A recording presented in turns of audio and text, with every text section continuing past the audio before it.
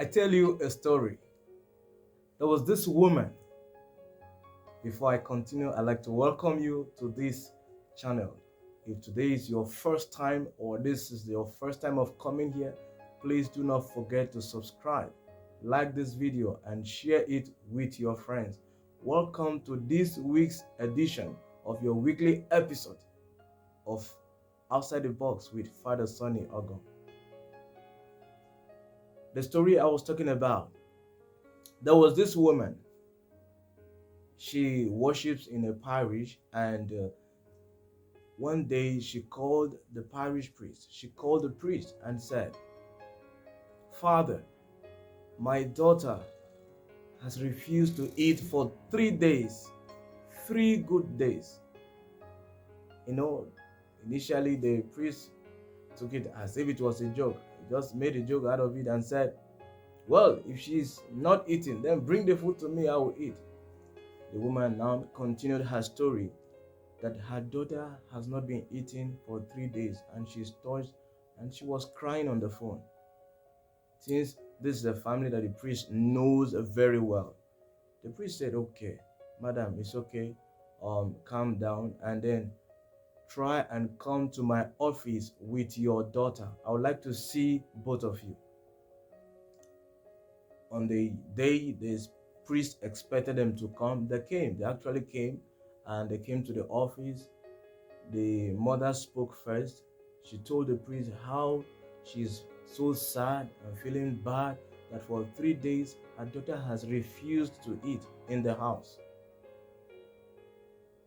By the way, she had some snacks in her room that she was taking and all that. So she had locked herself in the room. So the mother ended by crying, and she was crying and weeping. The priest now said, "Madam, calm down," and then asked the daughter to speak. This is the daughter who is a graduate. She just came back from her NYSC. She just finished her youth service. So she began. She said, "Father, my parents have always decided a lot of things for me. They decided the primary school that I should go to, the nursery school, the secondary school. They decided the university that I should go to. In fact, they even decided the course that I should study.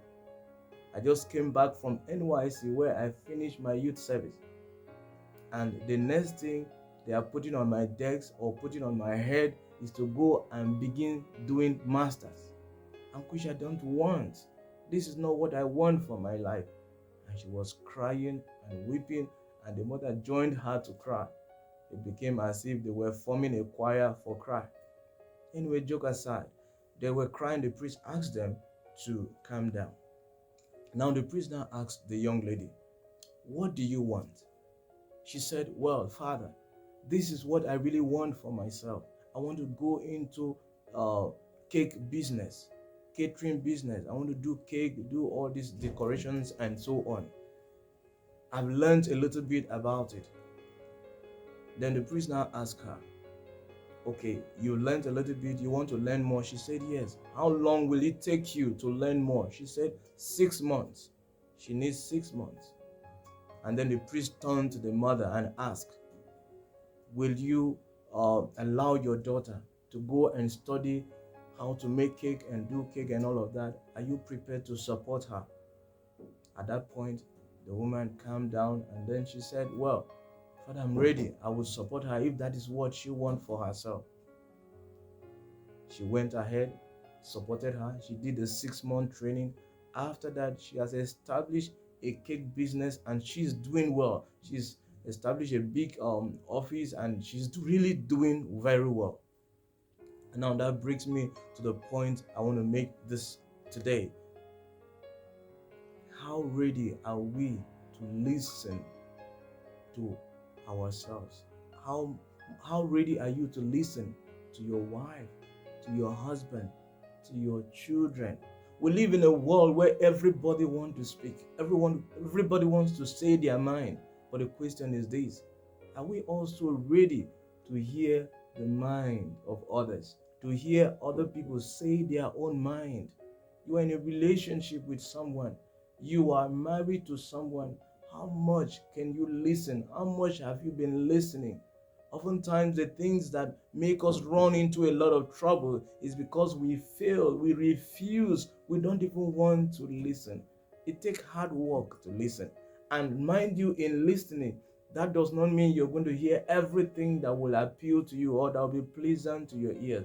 But one thing you should put at the back of your mind, one thing you should put at the bottom of your mind is this: this person is communicating something. In the midst of the so-called nonsense you think the person may be saying, there is something the person is saying. I think our relationships will be better. Our families will be better. Our homes will be better if we will learn to listen. Allow them talk. Allow those people you're leading in your company to talk. Companies know these things about customer service. We know these things to run an effective establishment. Feedback, which I talked about in one of my videos. But it is important for us to learn how to listen. And I want to tell you, your life will improve.